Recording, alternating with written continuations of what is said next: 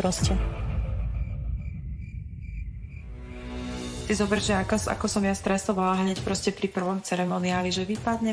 A dobre sa tu držím, asi myslím, že to riadne dlho už. Dobre to je, no. Tieto moje problémy, to je recept na úspech. A farmu to pôjdem zakliecovať. Tak do Lí stačila jedna veta. Ja už mám viacej na konte, takže ja som si povedala, že minimálne jednu paródiu od Jovinečka potrebujem a ja si myslím, že to, ako som Adrian meditoval na ceremoniáli.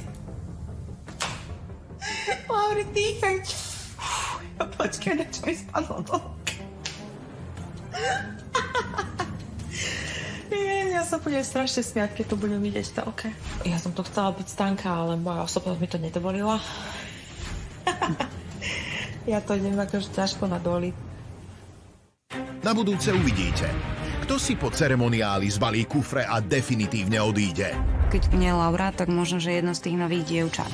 Najtvrdší diel, v ktorom pravda vybuchne naplno. Niektoré vzťahy to doslova roztrhá na kusy. Naspal hovoria takéto kontroverzné výroky, aby šokovali.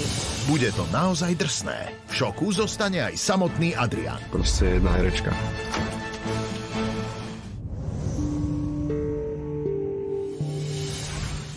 Online formát bez rúže s vypadnutými ružičkami, ale aj vtipné glosovanie epizódy nájdete každý týždeň na webe markiza.sk.